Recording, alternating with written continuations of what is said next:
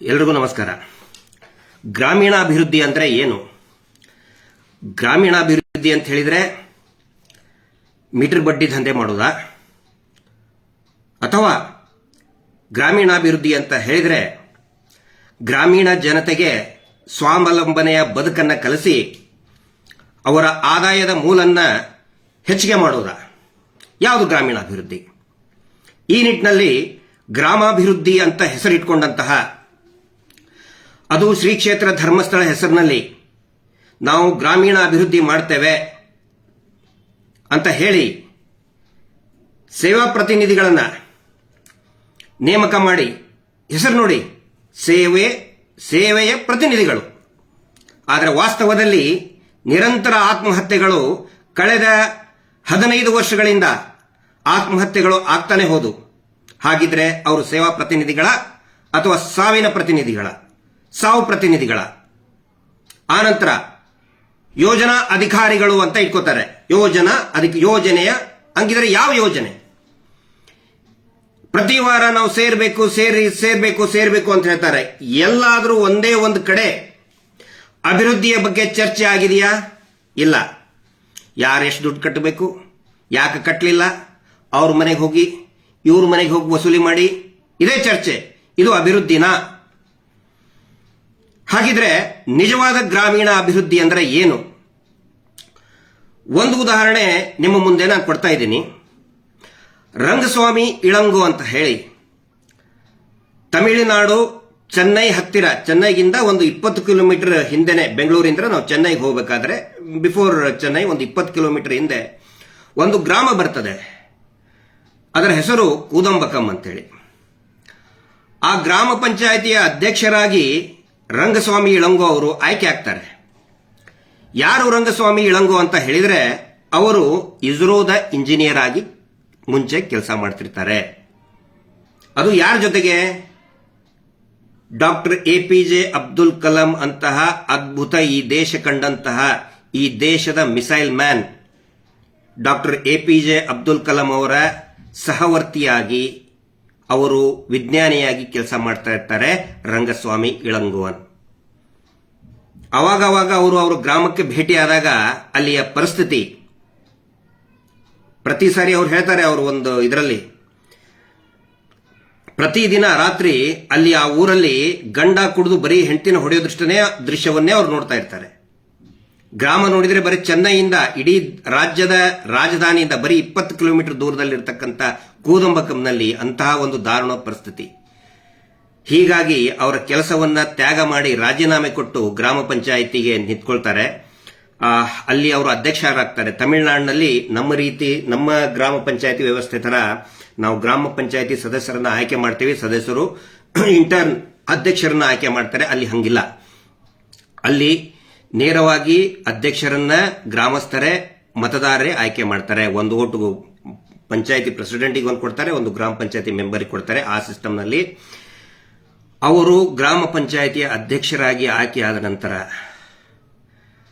ಅವರು ಮಾಡಿದಂತಹ ಅಲ್ಲಿಯ ಕಾರ್ಯಗಳು, ಗ್ರಾಮಾಭಿವೃದ್ಧಿಯ ಕಾರ್ಯಗಳು ಎಷ್ಟರ ಮಟ್ಟಿಗೆ ಅದು ಗಮನ ಸೆಳೀತದೆ ಅಂತ ಹೇಳಿದರೆ, ಬರೀ ತಮಿಳುನಾಡು ರಾಜ್ಯ ಅಲ್ಲ, ದೇಶ ಅಲ್ಲ, ಅಂತಾರಾಷ್ಟ್ರೀಯ ಮಟ್ಟದಲ್ಲಿ ಫ್ರಾನ್ಸ್ ದೇಶ ಅವರಿಗೆ ಪ್ರಶಸ್ತಿಯನ್ನು ಕೊಡ್ತದೆ.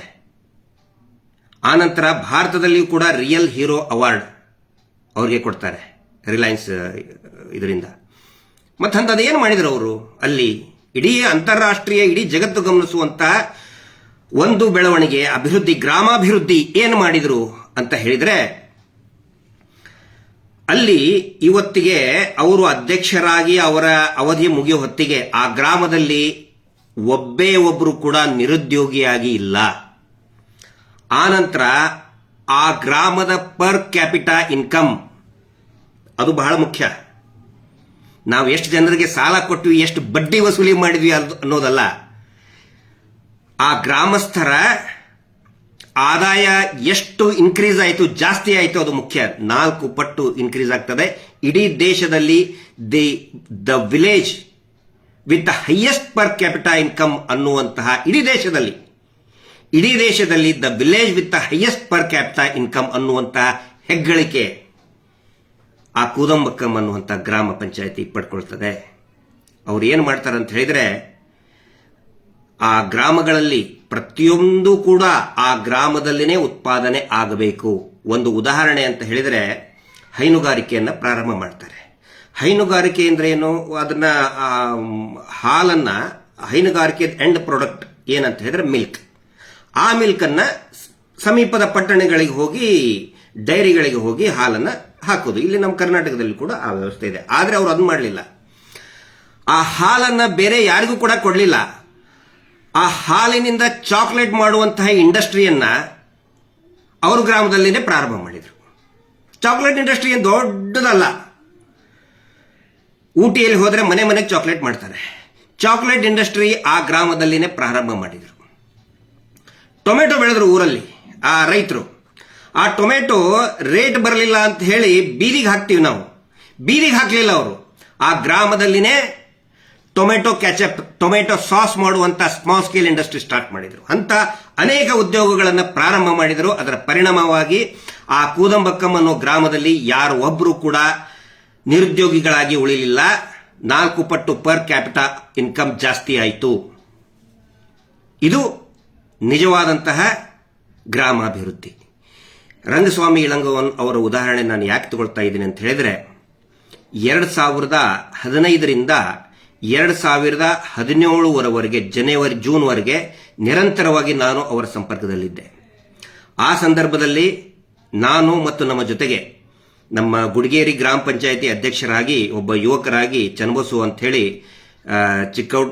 ಚನ್ನಬಸು ಚಿಕ್ಕಗೌಡ್ರ ಅಂತ ಹೇಳಿ ಆಯ್ಕೆಯಾಗಿದ್ರು. ಬಹಳ ಉತ್ಸಾಹ ಇತ್ತು. ಅವ್ರನ್ನೆಲ್ಲರನ್ನೂ ಕೂಡ ನಾನು ಇತರ ಗ್ರಾಮ ಪಂಚಾಯತಿ ಸದಸ್ಯರನ್ನು ಕರ್ಕೊಂಡು ಹೋಗಿ ಇಳಂಗೋವು ಅವ್ರನ್ನ ನಾನು ಭೇಟಿಯಾಗಿದ್ದೆ. ನಮಗೆ ಅವರಿಗೆ ಬಹಳಷ್ಟು ಆತ್ಮೀಯತೆ ಬೆಳೆದಿತ್ತು. ನಮ್ಮ ಮನೆಗೂ ಕೂಡ ಬಂದಿದ್ರು ಅವರು. ಆನಂತರ ನಾನು ಒಂದು ಉದ್ಯೋಗ ಸಂಸ್ಥೆಯನ್ನ ಮಾಡಿದಾಗ ಆ ಉದ್ಯೋಗ ಸಂಸ್ಥೆಯ ಡೈರೆಕ್ಟರ್ ನಮ್ಮ ಇಳಂಗೋ ಅವ್ರನ್ನೇ ಮಾಡಿದ್ವಿ. ಕರ್ನಾಟಕದಲ್ಲಿ ಇದನ್ನ ನೀವು ಎಕ್ಸ್ಪೆಕ್ಟ್ ಮಾಡ್ತೀರಾ? ಈ SKDRDP ಧರ್ಮಸ್ಥಳದ ಹೆಸರಿನಲ್ಲಿ ಏನು ಇವರು ಅಭಿವೃದ್ಧಿ ಯೋಜನೆ, ಗ್ರಾಮಾಭಿವೃದ್ಧಿ ಮಾಡಿದ್ವಿ ಅಂತ ಹೇಳ್ತಾರಲ್ಲ, ಅವರಿಂದ ಇದನ್ನ ಒಂದೇ ಒಂದು ಗ್ರಾಮದಲ್ಲಿ ನೀವು ಇದನ್ನ ಬಯಸ್ತೀರಾ? ಆಗಿದೆಯಾ? ನೀವು ನೋಡಿದೀರಾ? ಎಲ್ಲ ಸರಿ ಇದೆ, ಎಲ್ಲ ಸರಿ ಅಂತ ಕಮೆಂಟ್ ಮಾಡೋದಕ್ಕೂ ಏನು ಫೋನ್ ಮಾಡಿ ಬೈಯುವುದೇನು? ನಮ್ಮ ಯೂಟ್ಯೂಬರ್ಸ್ಗೆ, ಸಂಚಾರಿ ಸ್ಟುಡಿಯೋ ಅವರಿಗೆ, ಕೂಡ್ಲಾರಾಂಪೇಜ್ ಅವರಿಗೆ, ವಿಶೇಷವಾಗಿ ಈಗ ನಮ್ಮ ರೈಟ್ ನ್ಯೂಸ್ನವರಿಗೆ, ಸ್ನೇಹಿತರಿಗೆ, ಉತ್ಸಾಹ ಇರುವಂತಹ ಯುವಕ ಕೆಟ್ಟದಾಗಿ ಬೈಯೋದೇನು? ಗ್ರಾಮೀಣ ಅಭಿವೃದ್ಧಿ ಮಾಡ್ತಾ ಇದ್ದಾರೆ ಇವರು. ಇಲ್ಲಿ ಇದು ಏನು ನಾನು ಈ ಉದಾಹರಣೆ ಕೊಟ್ಟೆ, ಯಾರ್ದು? ನಮ್ಮ ರಂಗಸ್ವಾಮಿ ಇಳಂಗೋ ಅವ್ರದ್ದು. ಅವಾಗ ಅವರು ಆ ಸಂದರ್ಭದಲ್ಲಿ ನನಗೊಂದು ಪುಸ್ತಕವನ್ನು ಕೊಟ್ಟರು. ಅವರಿಗೆ ಇನ್ಸ್ಪೈರ್ ಆಗಿದ್ದು ಯಾವುದು ಅಂತ ಹೇಳಿದ್ರೆ, ದಿ ಇಕಾನಮಿ ಆಫ್ ಪರ್ಮನೆನ್ಸ್ ಅಂತ ಹೇಳ್ತಾರೆ ಇದಕ್ಕೆ. ಈ ಪುಸ್ತಕ ದಯವಿಟ್ಟು, ಬಹುಶಃ ಇದು ಎಲ್ಲ ಕಡೆ ಸಿಗುವುದಿಲ್ಲ, ಮತ್ತೆ ಇಂಗ್ಲಿಷ್ನಲ್ಲಿದೆ. ಇದನ್ನ ಬರೆದಂತವರು ಆಥರ್ ಯಾರಂತ ಹೇಳಿದ್ರೆ ಡಾಕ್ಟರ್ JC ಕುಮಾರಪ್ಪ ಅಂತ ಹೇಳಿ, ಜೈಲಿನಲ್ಲಿ ಇದ್ದಾಗ ಬರೆದಂಥದ್ದು. ಅಂದರೆ ಸ್ವಾತಂತ್ರ್ಯ ಹೋರಾಟಗಾರರಾಗಿದ್ರು ಮತ್ತು ಮಹಾತ್ಮ ಗಾಂಧೀಜಿಯ ಬಹಳ ದೊಡ್ಡ ಫಾಲೋವರ್ ಆಗಿದ್ರು. ಮತ್ತೆ ಈ ಪುಸ್ತಕಕ್ಕೆ ಫಾರ್ವರ್ಡ್ ಮುನ್ನುಡಿ ಬರೆದಿದ್ದೇ ಮಹಾತ್ಮ ಗಾಂಧೀಜಿಯವರು. ಮಹಾತ್ಮ ಗಾಂಧೀಜಿಯವರೇ ಈ ಪುಸ್ತಕಕ್ಕೆ ಮುನ್ನುಡಿಯನ್ನ ಬರೀತಾರೆ. ಗ್ರಾಮೀಣಾಭಿವೃದ್ಧಿ ಯಾವ ರೀತಿ ಆಗಬೇಕು ಅಂತ ಹೇಳಿ ಸ್ವತಂತ್ರ ಪೂರ್ವದಲ್ಲಿಯೇ ಅನೇಕ ಚರ್ಚೆಗಳು, ಅನೇಕ ಡಿಬೇಟ್ಗಳು ಆಗಿದೆ. ಇವತ್ತಾಗ್ತಾ ಇಲ್ಲ. ಟಿವಿ ಚಾನಲ್ ಇರ್ಬೋದು, ಪತ್ರಿಕೆಯಲ್ಲಿ. ಇವತ್ತು ಟಿವಿ ಚಾನಲ್ನಲ್ಲಿ ಸಿನಿಮಾ ಸ್ಟಾರ್ನ ಒಂದು ಮದುವೆ ಹೆಂಗಾಯ್ತು, ತಯಾರಿ ಹೆಂಗ್ ನಡೀತಾ ಇದೆ, ಮದುವೆ ಹೆಂಗಾಯ್ತು, ವಾರಗಟ್ಲೆ ಪ್ರಸಾರ ಮಾಡ್ತಾರೆ. ಒಂದು ವರ್ಷ ಆದ್ಮೇಲೆ ಆ ಸ್ಟಾರ್ ನಟ ಡಿವೋರ್ಸ್ ಕೊಡೋ ಸಂದರ್ಭ ಬಂದಾಗ ಆ ಸ್ಟಾರ್ ನಟನ ಡಿವೋರ್ಸ್ ಹೆಂಗಾಯ್ತು ಅನ್ನೋದು ಮತ್ತೊಂದು ವಾರ ಪ್ರಸಾರ ಮಾಡ್ತಾರೆ. ಹೊರತು ನಿಜವಾದ ರೈತರ ಸಮಸ್ಯೆ, ರೈತರ ಏಳಿಗೆ ಚರ್ಚೆ ಆಗ್ತಾ ಇಲ್ಲ. ಆದರೆ JC ಕುಮಾರಪ್ಪ ಅಂತೇಳಿ ಇಕಾನಮಿ ಆಫ್ ಪರ್ಮನೆನ್ಸ್, ದಯವಿಟ್ಟು ಆಸಕ್ತಿ ಇದ್ದಂಥವ್ರು ಇದನ್ನ ಓದಿ. ಬಹುಶಃ ಇದನ್ನ ಕನ್ನಡಕ್ಕೆ ತರ್ಜುಮೆ ಆಗಿದೆ ಅಂತ ಗೊತ್ತಿಲ್ಲ. ನಮ್ಮ ಕರ್ನಾಟಕದಲ್ಲಿ ಅಷ್ಟೊಂದು ಪ್ರಬುದ್ಧತೆ, ಅಂದ್ರೆ ಒಬ್ಬ ತಮಿಳುನಾಡಿನ ಒಬ್ಬ ಆಥರ್ ಬರೆದಂತಹದ್ದು ಕನ್ನಡದಲ್ಲಿ ತರ್ಜುಮೆ ಮಾಡುವಷ್ಟು ಸಾಹಿತ್ಯ ಬೆಳೆದಿದೆ ಅಂತ ನಾನು ಅನ್ಕೊಳ್ಳಲ್ಲ. ರೈತರ ಬಗ್ಗೆ ಯಾರು ಮಾತಾಡ್ತಾ ಇಲ್ಲ, ಯಾವ ಸಾಹಿತಿಗಳು ಕೂಡ ಮಾತಾಡ್ತಾ ಇಲ್ಲ. ತುಂಬಾ ಚೆನ್ನಾಗಿ ಇದರಲ್ಲಿ ಮಾಹಿತಿ ಇದೆ. ಇಕಾನಮಿ ಆಫ್ ಪರ್ಮನೆನ್ಸ್ ಅಂತ ಹೇಳಿದ್ರೆ ಗ್ರಾಮೀಣ ಭಾಗದ ಜನತೆಗೆ ಅವರು ಪರ್ಮನೆಂಟ್ ಆಗಿ ಸ್ವಾವಲಂಬನೆಯ ಬದುಕನ್ನು ಕಟ್ಕೋಬೇಕು ಅನ್ನೋದು ಇದರ ಉದ್ದೇಶ. ಬಹಳ ಒಳ್ಳೆ ಪಾಯಿಂಟ್ಸ್ ಇದೆ ಅದರಲ್ಲಿ. ಈಗ 2013ರಲ್ಲಿ ಫಾರ್ಮರ್ಸ್ ಪ್ರೊಡ್ಯೂಸರ್ಸ್ ಕಂಪನಿ ಅಂತ ಕೇಂದ್ರ ಸರ್ಕಾರನೇ ಮಾಡ್ತು. ಅಂದ್ರೆ ಆ ಕಾನ್ಸೆಪ್ಟ್ ಬಂದಿದೆ. ಈಗ ಕೇರಳದಲ್ಲಿ ಗ್ರೀನ್ ಬ್ರಿಗೇಡ್ ಅಂತ ಮಾಡಿದ್ದಾರೆ.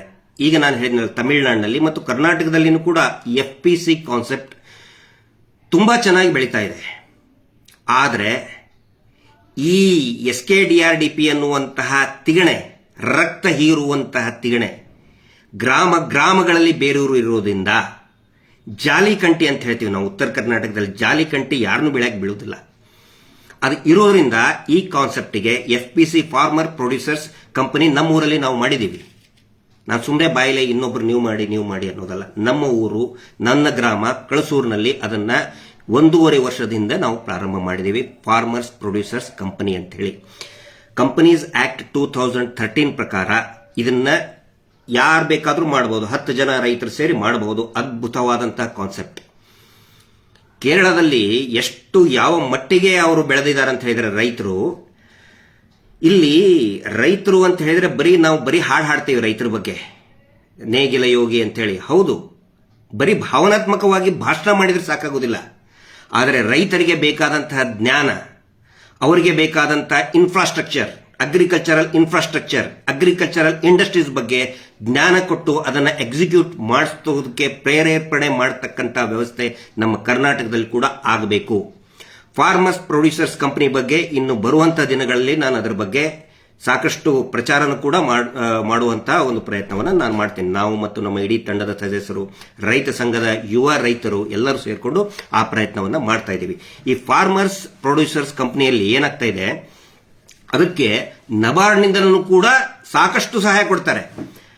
ಬರೀ ನೀವು ಬೆಳೆಯೋದಕ್ಕಲ್ಲ, ಇವತ್ತಿನವರೆಗೂ ಕೂಡ ಎಲ್ಲಾ ಕಡೆ ಪ್ರಚಲಿತವಾಗಿರುವುದು ಏನಂತ ಹೇಳಿದ್ರೆ, ಬೀಜಕ್ಕೆ ಸಾಲ ಕೊಡಬೇಕು, ಗೊಬ್ಬರಕ್ಕೆ ಸಾಲ ಕೊಡಬೇಕು.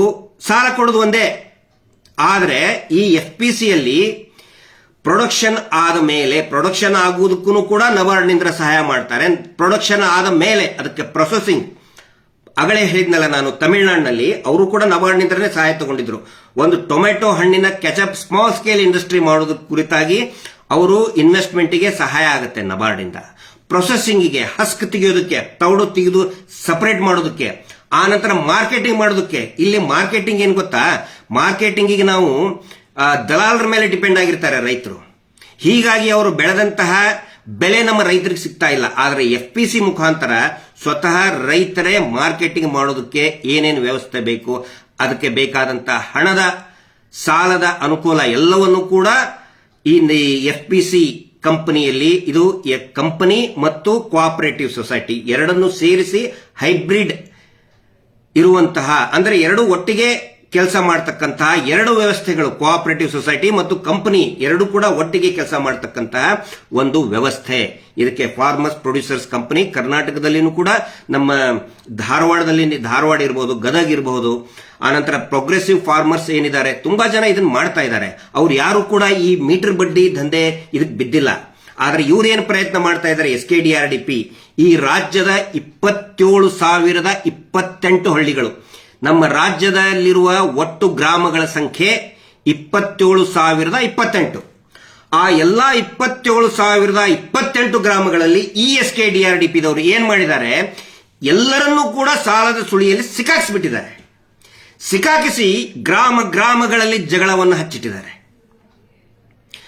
ಪಕ್ಕದ ಮನೆಯೊಳಗೆ ಹೋಗಿ, ಇನ್ನೊಂದು ಮನೆಗೆ ಹೋಗಿ, ಅಕ್ಕಪಕ್ಕದ ಮನೆಗೆ ಜಗಳ ಹಚ್ತಾ ಇದ್ದಾರೆ. ಇದು ಯಾವ ಗ್ರಾಮೀಣಾಭಿವೃದ್ಧಿ ರೀ ಇದು? ಅಣ್ಣ ತಮ್ಮರ ನಡುವೆ ಜಗಳ ಹಚ್ಚಿಡ್ತಾ ಇದ್ದಾರೆ. ಇದು ಯಾವ ಗ್ರಾಮೀಣಾಭಿವೃದ್ಧಿಯ ಪರಿಕಲ್ಪನೆ? ಉತ್ತರ ಕೊಡಿ. ಸಾವಿರಾರು ವಿಡಿಯೋಗಳು ಇವತ್ತು ಬರ್ತಾ ಇದೆ. 100 ಅಲ್ಲ, ಸಾವಿರಾರು ವಿಡಿಯೋಗಳು ಬರ್ತಾ ಇದೆ. ಎಲ್ಲಾ ವಿಡಿಯೋಗಳಲ್ಲಿ ಕೂಡ ಪ್ರತಿ ಗ್ರಾಮದಲ್ಲಿ ಜಗಳನೆ, ಗಲಾಟೆ, ತಂಟೆ, ತಕರಾರು, ಕೇಸು, ಹೊಡೆದಾಟ, ಬಡದಾಟ. ಇದು ಗ್ರಾಮೀಣ ಅಭಿವೃದ್ಧಿನ? ಇದು SKDRDP ಕೊಟ್ಟಂತಹ, ಈ ರಾಜ್ಯಕ್ಕೆ ಕೊಟ್ಟಂತಹ ಕೊಡುಗೆ. ಪರಮ ಪೂಜ್ಯರು ಅಂತ ಅನಿಸ್ಕೊಂಡಂತಹ ವೀರೇಂದ್ರ ಜೈನ್ ಎಷ್ಟು ಹಾಳು ಮಾಡಿ ಹಾಕಿದ್ದಾರೆ ಅಂತ ಹೇಳಿದ್ರೆ ಈ ರಾಜ್ಯದ ವ್ಯವಸ್ಥೆಯನ್ನ. ಈ ಫಾರ್ಮರ್ಸ್ ಪ್ರೊಡ್ಯೂಸರ್ ಕಂಪನಿಯನ್ನ ಮಾಡಿಬಿಟ್ಟಿದ್ರೆ ಏನಾಗ್ತಿತ್ತು, ಪ್ರತಿಯೊಂದು ಗ್ರಾಮಗಳು ಕೂಡ ಸ್ವಾವಲಂಬನೆಯಾಗಿ ಬೆಳೀತಾ ಇತ್ತು. ಅದನ್ನು ಇವರು ಮಾಡಕ್ ಬಿಡಲಿಲ್ಲ. ಮಿಸ್ಟರ್ ವೀರೇಂದ್ರ ಜೈನ್ ಪರಮ ಪೂಜ್ಯರು ಇವರು ಬರೀ ಅಡ್ವರ್ಟೈಸ್ಮೆಂಟ್, ನಾವು ಕೆರೆ ಅಭಿವೃದ್ಧಿ ಮಾಡಿದ್ವಿ, ನಾವು ಸ್ಕಾಲರ್ಶಿಪ್ ಕೊಟ್ವಿ, ಇನ್ನೊಂದೇನು ಹೇಳ್ತಾರೆ ಮಧ್ಯವರ್ಜನ ಶಿಬಿರದ ಇದನ್ನ ನಿಮಗೆ ಹೇಳ್ತಾ ಇದ್ದೀನಿ ಇವತ್ತು. ಒಂದು ಸಣ್ಣ ಒಂದು ಫ್ಯಾಕ್ಟ್, ವಾಸ್ತವ. ಇವರು ಸಿಡ್ಬಿ ಲೋನ್ ಅಂತ ಕೊಡ್ತಾರಲ್ಲ, ಸಿಡ್ಬಿ ಲೋನ್ ಇದೆ ಬನ್ರಿ. ಹೈಯೆಸ್ಟ್ ಸಿಡ್ಬಿ ಲೋನ್ ಯಾರಿಗೆ ಕೊಟ್ಟಿದ್ದಾರೆ ಅಂದ್ರೆ ಕಿರಾಣಿ ಅಂಗಡಿಯವರಿಗೆ. ಯಾವ ಕಿರಾಣಿ ಅಂಗಡಿ ಕ್ವಾರ್ಟರ್ ಬಾಟ್ಲಿ ಮಾರ್ತಾ ಇದ್ದಾರೆ, ಸರಾಯಿ ಬಾಟ್ಲಿಯನ್ನ ಹಳ್ಳಿಯ ಒಳಗೆಲ್ಲ ಮಾರ್ತಾರೆ, ನಮ್ಗೆ ಗೊತ್ತಿದೆ, ಅದು ಎಲ್ಲರಿಗೂ ಕೂಡ ಗೊತ್ತಿರುವಂತ ವಿಷಯ. ಹಳ್ಳಿಗಳಲ್ಲಿ ಕ್ವಾರ್ಟರ್ ಬಾಟ್ಲಿ ಮಾರುವಂತವ್ರಿಗೆ ಸಿಡ್ಬಿ ಲೋನ್ ಕೊಡ್ತಾರೆ. ಗ್ರಾಮಸ್ಥರಿಗೆ ಇಡೀ ಗ್ರಾಮದಲ್ಲಿ ಕುಡಿತದ ಚಟ ಹಚ್ಚುತ್ತಾ ಇದ್ದಾರೆ, ಅವ್ರಿಗೆ ಎನ್ಕರೇಜ್ ಮಾಡಿ. ಯಾಕಂದ್ರೆ ಕ್ವಾರ್ಟರ್ ಬಾಟ್ಲಿ ಕೊಟ್ರೆ ಬೇಗ ಅಂದ್ರೆ ಡೈಲಿ ಟರ್ನ್ ಓವರ್ ಜಾಸ್ತಿ ಆಗ್ತದೆ ಅಂತ ಹೇಳಿ ವಾರ ವಾರ ದುಡ್ಡು ಕಟ್ತಾರೆ ಅಂತ ಹೇಳಿ. ಆಕ್ಚುಲಿ ಸಿಡ್ಬಿ ಲೋನ್ ಅಲ್ಲಿ ವಾರ ವಾರ ಕಟ್ಟುವಂತ ಪದ್ಧತಿ ಇಲ್ಲ. ಆದ್ರೆ ಇವರು ಸಿಡ್ಬಿ ಲೋನ್ ಅನ್ನ ಕ್ವಾರ್ಟರ್ ಬಾಟ್ಲಿ ಅಕ್ರಮ ಸಾರಾಯಿ ಮಾರುವವರಿಗೆ ಲೋನ್ ಅನ್ನ ಕೊಟ್ಟು ಇಡೀ ಗ್ರಾಮವನ್ನ ಆಲ್ಕೋಹಾಲಿಕ್ ಪೂರ್ತಿಯಾಗಿ ಸರಾಯಿಯ ಅಮಲಿನಲ್ಲಿ ಮುಳುಗಿಸಿ ಮಧ್ಯವರ್ಜನ ಶಿಬಿರವನ್ನ ಮಾಡ್ತಾರೆ. ಈ ಸೇವಾ ಪ್ರತಿನಿಧಿಗಳಂತ ಏನ್ ಕರೀತಾರಲ್ಲ, ಅವ್ರ ಡ್ಯೂಟಿ ಏನಂತ ಹೇಳಿದ್ರೆ, ಯೋಜನಾಧಿಕಾರಿಗಳು ಅವ್ರ ಡ್ಯೂಟಿ ಏನಂತ ಹೇಳಿದ್ರೆ, ಈ ಮಧ್ಯವರ್ಜನ ಶಿಬಿರ ಮಾಡಿದಾಗ ಆ ಕುಡುಕರನ್ನ ಎಳ್ಕೊಂಡು ಹೋಗಿ ಮಧ್ಯವರ್ಜನದ ಶಿಬಿರದಲ್ಲಿ ಕುಂದ್ರಿಸ್ಬೇಕು. ಅಂದ್ರೆ ಕುಡಿಯೋಕೆ ಹಚ್ಚವ್ರು ಇವರೇ, ಅಕ್ರಮ ಸರಾಯಿ ಮಾರ್ತಕ್ಕಂಥ ಕಿರಾಣಿ ಅಂಗಡಿಗಳಿಗೆ, ಸಣ್ಣ ಅಂಗಡಿಗಳಿಗೆ ಸಾಲವನ್ನ ಕೊಡುವಂತವ್ರು ಇವರೇ. ಇಡೀ ಹಳ್ಳಿಯ ತುಂಬಾ ಕುಡುಕರನ್ನ ಹೆಚ್ಚಿಗೆ ಮಾಡೋರು ಇವರೇ. ಆ ನಂತರ ನಾವು ಜಾಗೃತಿ ಮಾಡೋರ ವಿರುದ್ಧ ಕುಡಿಸಿ ಬಯಸ್ತಾ ಇರೋರು ಇವರೇ. ಯಾಕಂದ್ರೆ ಸಾಯಂಕಾಲ ಆದ್ಮೇಲೆ ಕಾಲ್ ಬರಕ್ ಸ್ಟಾರ್ಟ್ ಆಗ್ತವೆ, ಬೆಳಿಗ್ಗೆ ಯಾರು ಕಾಲ್ ಮಾಡಲ್ಲ. ನಿನ್ನ ಅಡ್ರೆಸ್ ಹೇಳಪ್ಪ ಅಂತ ಹೇಳೋದು ದಮ್ಮಿಲ್ಲ ಯಾರಿಗೂ. ಅವನ ಅಡ್ರೆಸ್ ಯಾವ ಊರು ಅಂತ ಹೇಳಿದ್ರೆ ನಾವೇ ಹೋಗಿ ನುಗ್ತೀವಿ ಅವನ ಮನೆಗೆ. ಕರ್ನಾಟಕದಲ್ಲಿ ಯಾವುದೇ ಒಂದು ಅವನ ಅಡ್ರೆಸ್ ಹೇಳಿ ಅವನು. ಆದ್ರೆ ಇವ್ರು ಕುಡಿಸೋದು ಬಯಸೋದು ಮತ್ತೆ ಮಧ್ಯವರ್ಜನ ಶಿಬಿರ. ನೋಡ್ರಿ ಹೆಂಗಿದೆ ಡ್ರಾಮಾ. ಅಂದ್ರೆ ಇದು ಗ್ರಾಮೀಣಾಭಿವೃದ್ಧಿನ ಅನ್ನುವ ಪ್ರಶ್ನೆ ನಾನು ಜನರ ಮುಂದೆ ಇಡ್ತಾ ಇದ್ದೀನಿ. ಇಲ್ಲಿ ಆಕ್ಚುಲಿ ಏನಾಗ್ತಾ ಇದೆ, ತುಂಬಾ ಪ್ರಶ್ನೆಗಳು ಬರ್ತಾ ಇದೆ. ಈಗ ಪ್ರಶ್ನೋತ್ತರ ಇದಕ್ಕೆ ಬರ್ತೀನಿ, ವಿಭಾಗಕ್ಕೆ ಬರ್ತೀನಿ ನಾನೀಗ. ಪ್ರಶ್ನೋತ್ತರ ಕೆಲವೊಬ್ರು ಕೇಳ್ತಾರೆ. ಅತಿ ಹೆಚ್ಚು ಚರ್ಚೆ ನಡೀತಾ ಇರೋದು ಕಳೆದ ಒಂದು ವಾರದಲ್ಲಿ ನಾನು ನೋಡಿದಂಗೆ ಬ್ಯಾಂಕ್ ಅಕೌಂಟ್ ಕೇಳ್ತಾ ಇದ್ದಾರೆ, ಬ್ಯಾಂಕ್ ಸ್ಟೇಟ್ಮೆಂಟ್ ಕೊಡ್ತಾ ಇಲ್ಲ. ಇವ್ರು ಏನ್ ಮಾಡಿದ್ದಾರೆ ಅಂತ ಹೇಳಿದ್ರೆ, ಸ್ವಸಹಾಯ ಗುಂಪುಗಳನ್ನ ಇವರು ಮೀಟರ್ ಬಡ್ಡಿ ದಂಧೆ ಮಾಡುವಂತಹ ಏಜೆನ್ಸಿಗಳನ್ನಾಗಿ ಪರಿವರ್ತನೆ ಮಾಡಿಬಿಟ್ರು. ಮಾಡಿ ಆ ಸ್ವಸಹಾಯ ಗುಂಪುಗಳನ್ನ ಜೀತದಾಳಗಳನ್ನಾಗಿ ಬಳಸ್ಕೊತಾ ಇದ್ದಾರೆ. ಯಾವ ರೀತಿ ಅಂತ ಬಹಳ ಸಣ್ಣದಾಗಿ ನಿಮಗೆ ಹೇಳ್ತಾ ಇದ್ದೀನಿ. ಮೊದಲು ಗ್ರಾಮೀಣ ಜನರಿಂದ, ಊರಿನಲ್ಲಿರುವಂತಹ ಒಂದು 10 ಜನರಿಂದ ಮನೆ ಕಟ್ಟಿಸಿದ್ರು. ಅವರ ಖರ್ಚಿನಲ್ಲಿ ಮನೆ ಕಟ್ಟಿ ಆದ್ಮೇಲೆ ಆ 10 ಜನನೇ ಮನೆ ಕಟ್ಟಿದ್ರು. ಅವ್ರ ಸ್ವಂತ ಖರ್ಚಿನಲ್ಲೇ ಮನೆ ಕಟ್ಟಿದ್ರು. ಮನೆ ಕಟ್ಟಿ ಆದ್ಮೇಲೆ ಅವರನ್ನ ಮನೆ ಒಳಗೆ ಹೋಗಕ್ಕೆ ಬಿಡಲಿಲ್ಲ. ಅವ್ರನ್ನ ಮನೆ ಹೊರಗಡೆ ಇಟ್ಟರು. 10 ಜನ ಗುಂಪಿನ ಸದಸ್ಯರನ್ನ, ಸ್ವಸಹಾಯ ಗುಂಪಿನ ಸದಸ್ಯರನ್ನ. ಆ ಮನೆ ಚಾವಿ ಕಿಲಿ ಹಾಕಿ ಅದರ ಕೀಯನ್ನ ಈ SKDRDP ದಣಿಗಳ ಕುಟುಂಬದ ಟ್ರಸ್ಟ್ ಆ ಚಾವಿಯನ್ನ ಆ ಕುಟುಂಬ ಇಟ್ಕೊಂಡ್ಬಿಡ್ತು. ಯಾವಾಗ ಬೇಕೋ ಅವರು ಆ ಮನೆಯೊಳಗೆ ಹೋಗಿ ಅವರು ಅಲ್ಲಿ ಅವ್ಯವಹಾರವನ್ನು ನಡೆಸೋದಕ್ಕೆ ಪ್ರಾರಂಭ ಮಾಡಿದ್ರು. ಹೇಗೆ ಅಂತ ಹೇಳಿದ್ರೆ, ಮನೆ ಕಟ್ಟಿಸಿದ್ರಿ ಇವ್ರ ಕಡೆ ಅಂತ 10 ಜನರಿಂದ ಸಂಘದಿಂದ ಮನೆ ಕಟ್ಟಿಸಿದ್ರಿ ಅಂತ ಹೇಳಿದ್ರೆ ಸಂಘವನ್ನ ಮಾಡಿದ್ರಿ. ಯಾರ ಹಣದಿಂದ? ನಿಮ್ಮದೇ ಹಣ. ಯಾವ ಹಣ? ಉಳಿತಾಯದ ಹಣ. ಒಂದು ಸ್ವಸಹಾಯ ಗುಂಪು ಇನಿಷಿಯೇಟ್ ಆಗಬೇಕಂತ ಹೇಳಿದ್ರೆ ಕಡ್ಡಾಯವಾಗಿ ಉಳಿತಾಯ ಹಣ ಇಡಲೇಬೇಕು. SKDRDP ಅವರು ನಿಮ್ಗೆ ಉಳಿತಾಯ ಹಣ ಇಡಲಿಲ್ಲ. ಹೀಗಾಗಿ ಇದು ಸಂಘ ಮಾಡೋದಂದ್ರೆ ಏನು? ಮನೆ ಕಟ್ಟದಂಗೆ. ಅದಕ್ಕೆ ಅಧಿಕೃತವಾಗಿ ಕೀಲಿಕಾಯಿ ಹಾಕಬೇಕಲ್ಲ. ಕೀಲಿಕಾಯಿ ಅಂದ್ರೆ ಏನು? Bank account. ಬ್ಯಾಂಕ್ ಅಕೌಂಟಿಗೆ ಯಾರು ಆಧಾರ್ ಕೊಟ್ಟರು? ಆಧಾರ್ ಕಾರ್ಡ್ ಯಾರ್ದು? SKDRDP ಅವ್ರದ, ಪರಮ ಪೂಜ್ಯರ್ದ, ಅವ್ರ ತಮ್ಮಂದ ರೇಪಿಸ್ಟಿಂದು ಅಲ್ಲ. ಯಾರ್ದು? ನಿಮ್ಮದೇ 10 ಜನರ ಆಧಾರ್ ಕಾರ್ಡ್, ನಿಮ್ಮದೇ ತಂಬು, ಬಯೋಮೆಟ್ರಿ ನಿಮ್ಮದೇ, ಎಲ್ಲಾ ನಿಮ್ಮದೇ, ಎಲ್ಲಾ ಗ್ರಾಮಸ್ಥರದೇ, ಎಲ್ಲಾ ಆ 10 ಜನರ ಸದಸ್ಯರದೇ. ನಿಮ್ಮ ಹೆಸರಿನಲ್ಲಿ SB ಅಕೌಂಟ್ ಮಾಡಿಸೋದು ಬದಲು ನಿಮಗೆ ಚೀಟಿಂಗ್ ಮಾಡಿ ಏನು ಮಾಡಿದ್ರು? CC ಅಕೌಂಟ್ ಮಾಡಿದ್ರು. CC ಅಕೌಂಟ್ ಮಾಡಿ ಏನು ಮಾಡಿದ್ರು? ನಿಮ್ಮ ಒಬ್ಬರನ್ನು ಕೂಡ ನಿಮ್ಮ ಹೆಸರಿನಲ್ಲೇನೆ CC ಅಕೌಂಟ್, ಹೌದ್ ತಾನೆ? ಬ್ಯಾಂಕ್ ಅವ್ರಿಗೆ ಹೇಳ್ತಾರಲ್ಲ, ಬ್ಯಾಂಕಲ್ಲಿ ನಿಮ್ದು ಹೆಸರಿಗೆ ಖಾತೆ ಐತೆ. ಒಬ್ಬ ಸದಸ್ಯರು ಆ ಅಕೌಂಟ್ ಅಲ್ಲಿ ಆಪರೇಟ್ ಮಾಡೋ ಹಂಗೇನೆ ಇಲ್ಲ. ಅಂದ್ರೆ ಕಿಲಿ ಹಾಕ್ಬಿಟ್ಟಿರ್ತಾನೆ. ನೀವು ಯಾರು ಒಳಗಡೆ ಹೋಗಂಗಿಲ್ಲ ಅಲ್ಲಿ. ನೀವು ಯಾರು ಈ ಟೋಟಲ್ ಆಗಿ ನೋಡಿ, ಅವರದೇ ವೆಬ್ಸೈಟ್ ನಲ್ಲಿ ಇದ್ದಂತಹ ಮಾಹಿತಿ ಅವ್ರು ಏನ್ ಹೇಳ್ತಾರೆ, ಟೋಟಲ್ ನಂಬರ್ ಆಫ್ SHGs ಇವತ್ತಿನ ಅವರ ಸೂಚ್ಯಂಕದ ಪ್ರಕಾರ 6,41,759. 6,41,759 SHGಗಳು ಅಂತ ಹೇಳಿದ್ರೆ ಅಷ್ಟೇ ಸಂಖ್ಯೆಯ 6,41,759. ಬರ್ಕೊಂಡ್ಬಿಡ್ರಿ ಯಾರಾದ್ರೂ. ಪ್ರಶ್ನೆ ಕೇಳ್ತಿರಲ್ಲ ಹಗಲೆಲ್ಲ, ಸರಿ ಐತೆ ಅಂತ ಕೇಳ್ರಿ. ಇಷ್ಟೇ ಸಂಖ್ಯೆಯ ಅಕೌಂಟ್ಗಳನ್ನ ಓಪನ್ ಮಾಡಿದ್ದಾರೆ ರಾಜ್ಯಾದ್ಯಂತ. ಆದರೆ ಒಂದೇ ಒಂದು ಅಕೌಂಟಿನ ಮುಖಾಂತರ ಆ ಗುಂಪಿನ ಸದಸ್ಯರು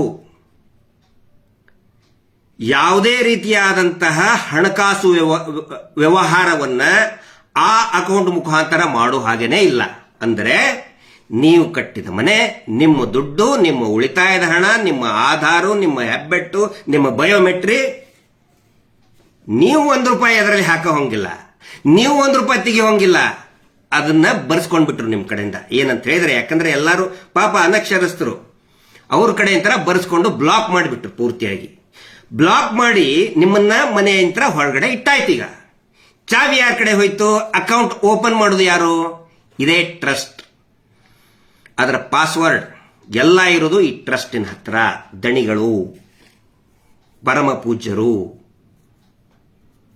ಏನೇನು ಬಿರುದು ಅದಾವಲ್ಲ, ಅವರು, ಅವರ ಕುಟುಂಬದವರು ಮಾತ್ರ ಆಪರೇಟ್ ಮಾಡೋದು, ಅವರು ಮಾತ್ರ ಕಿಲಿ ತಗೊಂಡು ಹೋಗಬಹುದು, ಅವರು ಮಾತ್ರ ಆ ಬ್ಯಾಂಕಿನ ಮುಖಾಂತರ ಆಪರೇಟ್ ಮಾಡಬಹುದು. ಸ್ವಾವಲಂಬನೆನ ಇದು? ಅಭಿವೃದ್ಧಿನ ಇದು? ಇಲ್ಲಿ ಏನ್ ಮಾಡ್ತಾ ಇದ್ದಾರೆ? ನಿಮ್ಮಿಂದ, ನಿಮ್ಮ ಖರ್ಚಿನಲ್ಲಿ ಮನೆಯನ್ನ ಕಟ್ಟಿಸಿ, ನಿಮ್ಮನ್ನ ಮನೆಯಿಂದ ಹೊರಗಡೆ ಇಟ್ಟು, ನಿಮ್ಮನ್ನ ಜೀತದ ಆಳ ಆಗಿ ಉಪಯೋಗಿಸ್ಕೊಳ್ತಾ ಇದ್ದಾರೆ. ಇದು ಎಲ್ಲರೂ ಕೂಡ ಗಮನಿಸಿ. 6,41,759 SHGಗಳಲ್ಲಿ ಒಬ್ಬನು ನಮಗೆ ಉತ್ತರ ಕೊಡಿ ಉತ್ತರನ. ಯಾರಾದರೂ ಒಂದೇ ಒಂದು ಅಕೌಂಟ್ ಏನಾದರೂ ಆ ಸಂಘದ ಸದಸ್ಯರು ಮಾಡ್ತಾ ಇದ್ದಾರಾ? ಯಾರಿಗೂ ಮಾಡೋ ರೈಟ್ಸ್ ಇಲ್ಲ. ಅಲ್ಲಿ ಒಳಗಡೆ ನಾನು ಹೇಳಿದೆ, ಅನೈತಿಕ ಚಟುವಟಿಕೆ ಮಾಡ್ತಾ ಇದ್ದಾರೆ.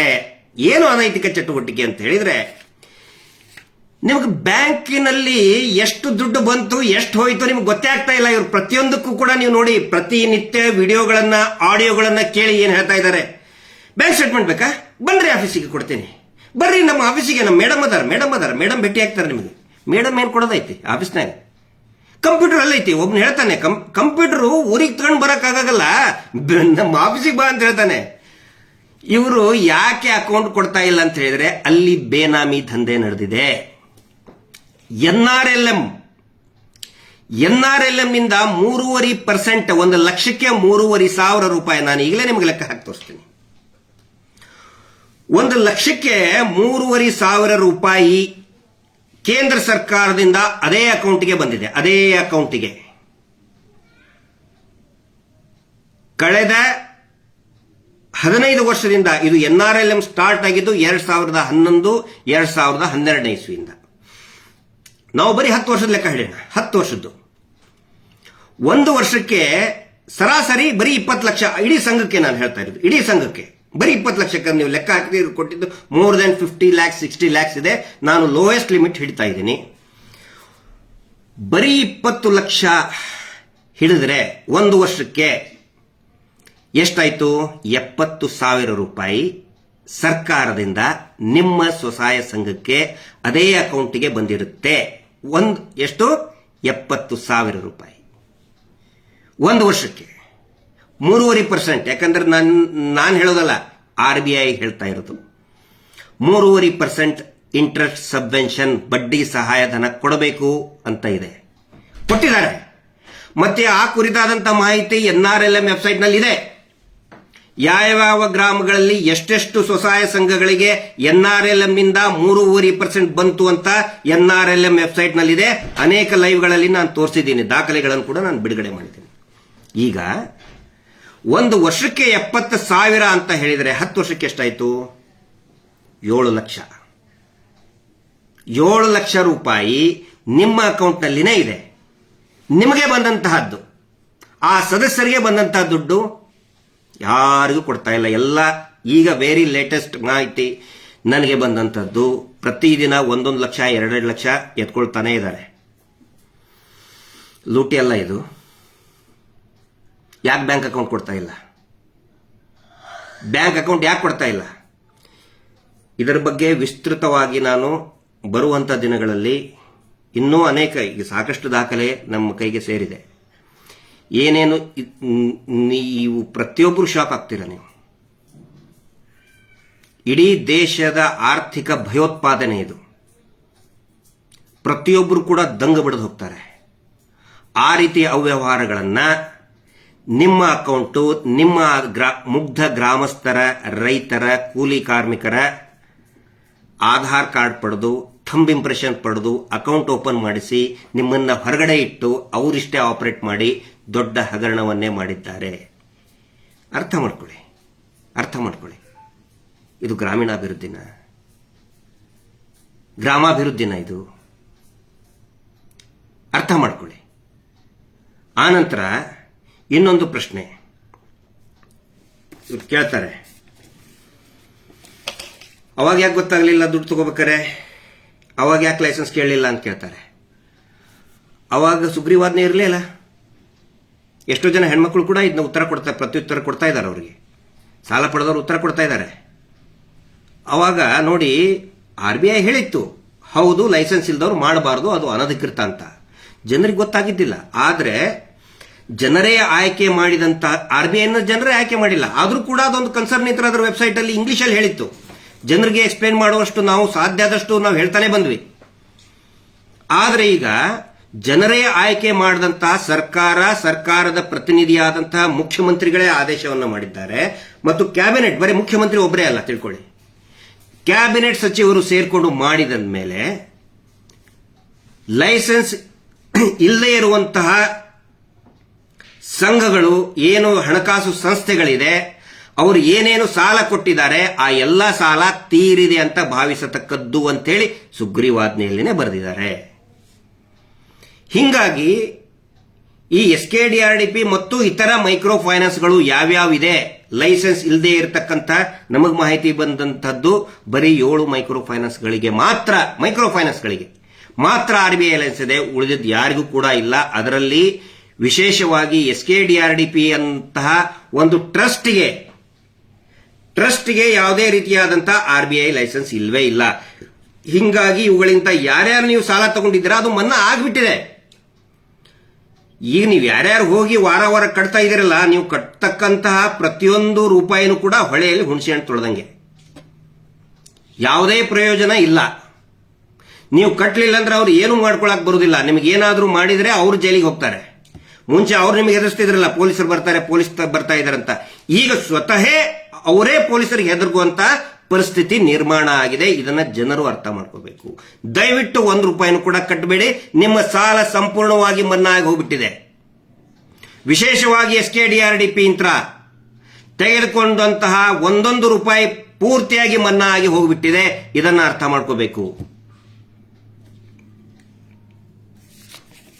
ದುಡ್ಡು ತಗೋಬೇಕಾದ್ರೆ ಡಾಕ್ಯುಮೆಂಟ್ಸ್ ಕೇಳಲಿಲ್ಲ, ನಾಚಿಕೆ ಆಗಲ್ವಾ ನಿಮಗೆ ದುಡ್ಡು ತಗೊಳಕ್ಕೆ? ಸಾಲ ತಗೊಂಡ್ಬಿಟ್ರಿ ಅಂತ ಬಹಳ ಕಡೆ ಈ ಪ್ರಶ್ನೆ ಬರ್ತಾ ಇದೆ. ಕಟ್ಟಕ್ಕೆ ಯೋಗ್ಯತೆ ಆಗಲಿಲ್ಲ ಅಂತ ಹೇಳಿದ್ರೆ ಯಾಕೆ ಸಾಲ ತಗೋಬೇಕು ಅಂತ ಕೇಳ್ತಾರೆ. ಒಂದು ಗಮನಿಸಬೇಕು ಎಲ್ಲರೂ, ಇಲ್ಲಿ ಕೊಡುವುದು ತಗೊಳ್ಳೋದು ಎರಡೂ ಕಡೆಯಿಂದ ನಡೆದಿದೆ. ಈ SKDRDP ಸಂಸ್ಥೆ ಒಂದೇ ಕೊಟ್ಟಿಲ್ಲ. ಮೊದಲು ಕೊಟ್ಟವ್ರು ಯಾರು ಕೊಟ್ಟವ್ರು ಮೊದಲು ಹೇಳಿ ನೋಡೋಣ. ಮೊದಲು ಕೊಟ್ಟವರು ಗ್ರಾಮಸ್ಥರು, ಸದಸ್ಯರು. ಉಳಿತಾಯದ ಹಣ ಮೊದಲು ಇವರು ತಗೊಂಡಿದ್ದಾರೆ. ಯಾರು? SKDRDP ಅವರು ಮೊದಲು ತಗೊಂಡಿದ್ದಾರೆ. ಅವರು ಮೊದಲು ಕೊಟ್ಟಿಲ್ಲ. ಮೊದಲು ಕೊಟ್ಟವ್ರು ಯಾರಿದ್ರಲ್ಲಿ? ಸಂಘದ ಸದಸ್ಯರೇ ತಾನೆ, ಉಳಿತಾಯ ಹಣ ತಾನೆ. ಆ ಉಳಿತಾಯದ ಹಣ ಲೆಕ್ಕ ಇಲ್ಲಪ್ಪ.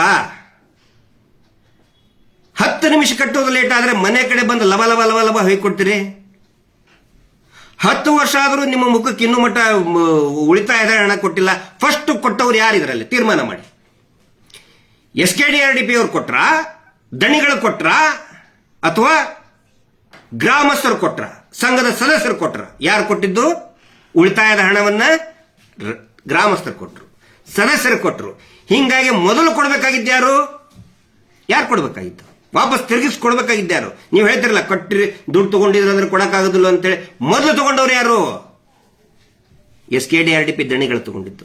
ಮೊದಲು ಅದರ ಲೆಕ್ಕ ಕೊಡಿ ನೀವು. ಇವ್ರು ಹೇಳೋದು ವೆಬ್ಸೈಟ್ ಅಲ್ಲಿ ಎಷ್ಟು ಹೇಳ್ತಾರೆ? ಟೋಟಲ್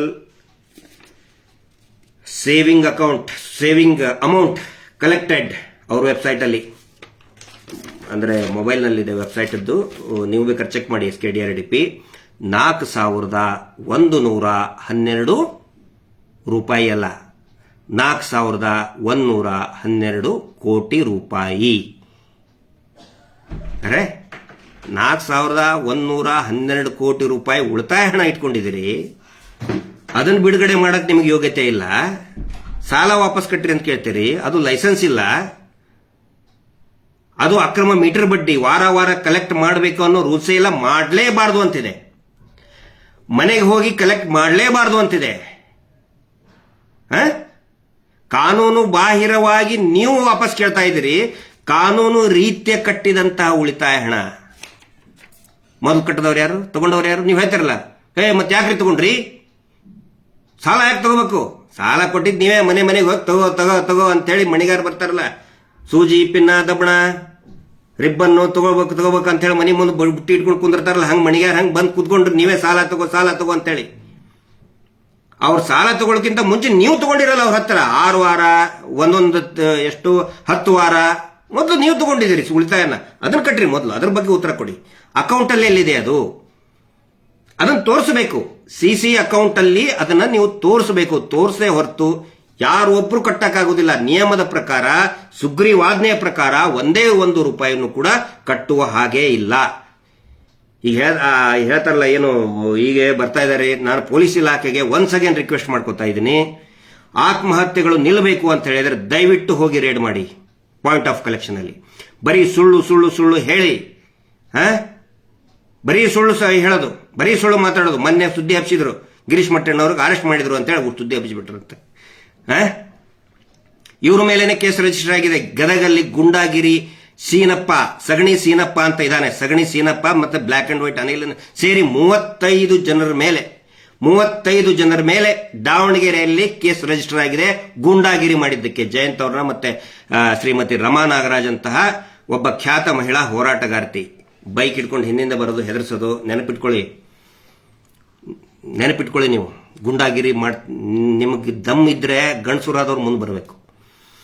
ಸುಮ್ಮನೆ ಕುಡಿದು ಆ ಮಗನೇ ಈ ಮಗನೇ ಅಂತೇಳಿ ನಮ್ಮ ಸಂಚಾರಿ ಸ್ಟುಡಿಯೋ ಮತ್ತೆ ನಮ್ಮ ರೈಟ್ ನ್ಯೂಸ್ ಅವ್ರಿಗೆ, ಈಗ ರೈಟ್ ನ್ಯೂಸ್ನವರು ತುಂಬಾ ಚೆನ್ನಾಗಿ ಅವರು ಪ್ರತಿ ಇದಕ್ಕೂ ಸ್ಪಂದನೆ ಮಾಡ್ತಾ ಇದ್ದಾರೆ. ಅವ್ರಿಗೆ ಹೆದರ್ಸೋದು.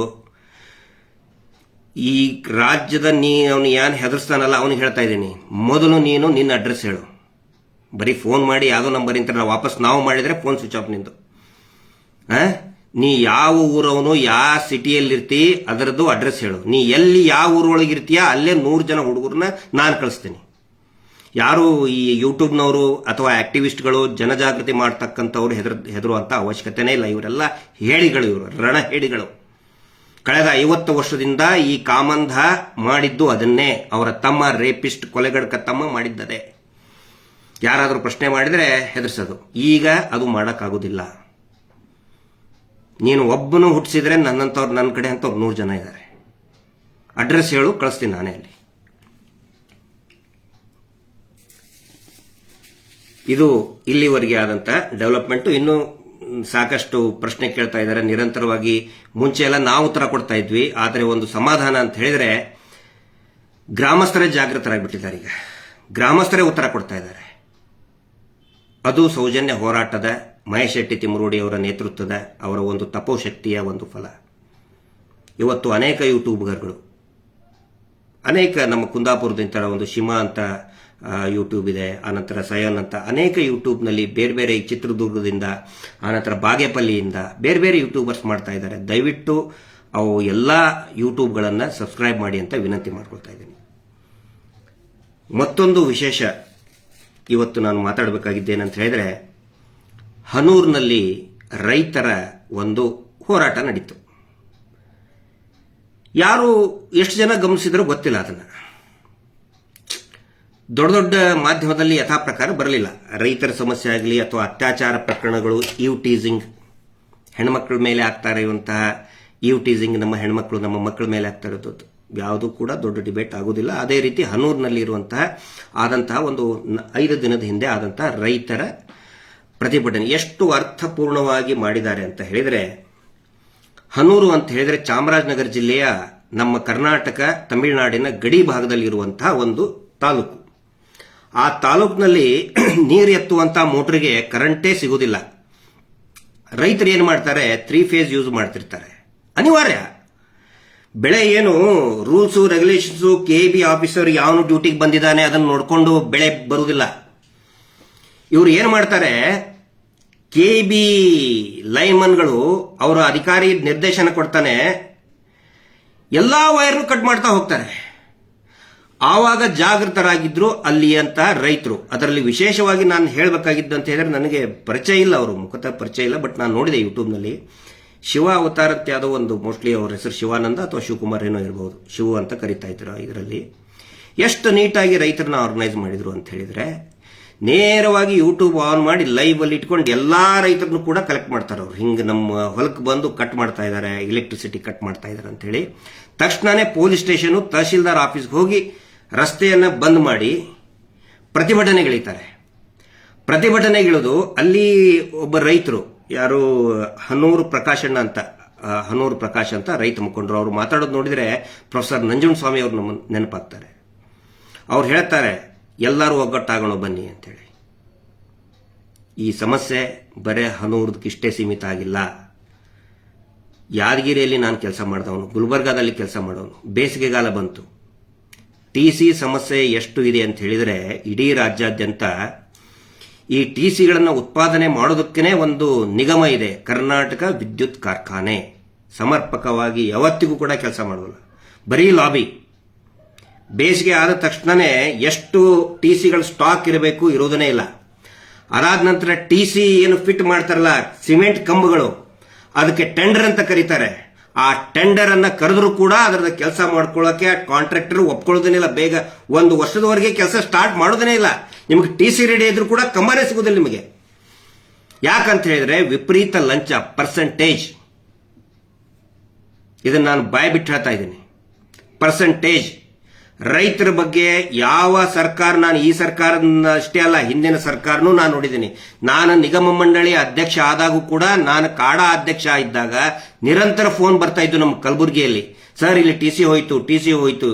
ಯಾಕೆ ಟಿಸಿ ನೀರು ಬೇಕು ಅಂತ ಹೇಳಿದ್ರೆ, ಈ ವಿಶೇಷವಾಗಿ ಒಣ ಬೇಸಾಯ ಮಾಡುವಂತಹ ಪ್ರದೇಶಗಳು ಏನಿದೆ, ಬೋರ್ವೆಲ್ನಿಂದ ನೀರಾವರಿ ಮಾಡ್ತಾರೆ, ಬೋರ್ವೆಲ್ನಿಂದ ಅಥವಾ ಕೃಷಿ ಹೊಂಡಗಳಿಂದ ನೀರನ್ನ ಎತ್ತಿ ನೀರನ್ನ ಉಣಿಸ್ತಾರೆ ಬೆಳೆಗಳಿಗೆ, ಕರೆಂಟ್ ಬೇಕೇ ಬೇಕು. ಪ್ರೊಡಕ್ಷನ್ ನಮ್ಮ ಕರ್ನಾಟಕದಲ್ಲಿ ಇಲ್ಲ. ಕಾಂಟ್ರಾಕ್ಟರ್ಗಳು ಈ ಬೇಸಿಗೆಕ್ಕಿಂತ ಮುಂಚೆನೆ 1-2 ತಿಂಗಳ ಮುಂಚೆನೆ ಸ್ಟಾಕ್ ಇಡಬೇಕು, ಇಡುವುದನೇ ಇಲ್ಲ. ಅಲ್ಲಿ ಆ ಅಧಿಕಾರಿಗೆ, ಅಲ್ಲಿ ಆ ರೈತರಿಗೆ ಹೇಳ್ತಾರೆ, ನಿಮ್ಮನ್ನು ಬೇಕಾದ್ರೆ ನಾವು ಅರೆಸ್ಟ್ ಮಾಡ್ತಿದ್ವಿ ಅಂತ ಹೇಳಿ. ಆವಾಗ ರೈತರು, ಆ ಪ್ರಕಾಶ್ ಅವರು ಎಷ್ಟು ನೀಟಾಗಿ ಹೇಳ್ತಾರೆ, ನೀವೇನಾದ್ರೂ ಒಬ್ಬರನ್ನೇ ಮುಟ್ಟಿದ್ರು ನಾವು ಕೂಡ ಕಾನೂನು ಭಂಗ ಮಾಡ್ತೀವಿ. ರೈತ ಸಂಘ ಇರುವುದೇ ಕಾನೂನು ಭಂಗ ಮಾಡೋದಕ್ಕೆ. ಆಕ್ಚುಲಿ ಅದು ಕಾನೂನು ಭಂಗ ಅಲ್ಲ, ಪ್ರತಿಕ್ರಿಯೆ ಅದು. ರೈತರು ಬೆಳೆದಂತಹ ಬೆಳೆಗಳಿಗೆ ನೀರೇ ಸಿಗಲಿಲ್ಲ ಅಂತ ಹೇಳಿದ್ರೆ ಪೈರು ಇಲ್ಲಿವರೆಗೆ ಬಂದಿದೆ. ಕೆನೆಗಾಳಿದೆ, ಕೆನೆಗಾಳಿದ್ದಾಗ ನೀರು ಬೇಕೇ ಬೇಕು. ಕಡಲೆ ಬೀಜ ಇದ್ದಾಗ ಆ ಕಡಲೆ ಬೀಜ ನಾವು ಕೀಳ್ಬೇಕಂತ ಹೇಳಿದ್ರೆ ಭೂಮಿಗೆ ನೀರು ಉಣಿಸ್ಬೇಕು, ಇಲ್ಲ ಅಂತಂದ್ರೆ ಕಡಲೆ ಬೀಜ ನಾವು ಕಿತ್ತಕ್ಕಾಗೋದಿಲ್ಲ. ಈ ಬೆಳೆಗಳು ಏನಿದಾವಲ್ಲ, ರೈತರು ಅವನು ಹೇಳ್ತಾನೆ, ಒಬ್ಬನು KB officer rules and regulation ತೋರಿಸ್ತೇನೆ ಬನ್ನಿ ನಿಮ್ಗೆ ಶಿವ ಅವರೇ ಅಂತ ಹೇಳ್ತಾನೆ. ರೂಲ್ಸ್ ಅಂಡ್ ರೆಗ್ಯುಲೇಷನ್ಸ್ ನೋಡ್ಕೊಂಡು, ಇವರು ಅಧಿಕಾರಿಗಳು ಮಾಡಿದ ರೂಲ್ಸ್ ಅಂಡ್ ರೆಗ್ಯುಲೇಷನ್ ನೋಡ್ಕೊಂಡು ಈ ಬೆಳೆಗಳು ಹೂ ಬಿಡಲ್ಲ, ಕಾಳಗಟ್ಟಲ್ಲ ರೂಲ್ಸ್ ಅಂಡ್ ರೆಗ್ಯುಲೇಷನ್ ನೋಡ್ಕೊಳ್ಳೋಕೆ. ಹಿಂಗಾಗಿ ಒಂದು ಒಳ್ಳೆಯ ರೀತಿಯಾದಂತಹ ಪ್ರತಿಭಟನೆ ಮಾಡ್ತಾರೆ. ಆ ಪ್ರತಿಭಟನೆಗೆ ಅಧಿಕಾರಿಗಳು ಕೂಡ ತಲೆ ತಗ್ಗಿಸ್ತಾರೆ. ಅಲ್ಲಿರ್ತಕ್ಕಂಥ ರೈತ ಮುಖಂಡರು ಒಂದು ಮಾತು ಹೇಳ್ತಾರೆ, ಬನ್ರಿ ಎಲ್ಲರೂ ಒಗ್ಗಟ್ಟಾಗೋಣ ಅಂತ ಹೇಳಿ. ಒಂದೇನಾಗಿದೆ ಗೊತ್ತಾ, ನನ್ ಬೇಜಾರಾಗೋದೇನಂತ ಹೇಳಿದ್ರೆ, ರೈತರ ಸಮಸ್ಯೆ ಅಂತ ಹೇಳಿದ್ರೆ ಬರೀ ರೈತರು ಇಷ್ಟೇ ಹೋರಾಟ ಮಾಡಿದ್ರು. ಆಶಾ ಕಾರ್ಯಕರ್ತರ ಸಮಸ್ಯೆ ಅಂತ ಹೇಳಿದ್ರೆ ಆಶಾ ಕಾರ್ಯಕರ್ತೆಯರ ಮಾತ್ರ ಹೋಗ್ಬೇಕು, ಬೀದಿಗಿಳಿಬೇಕು.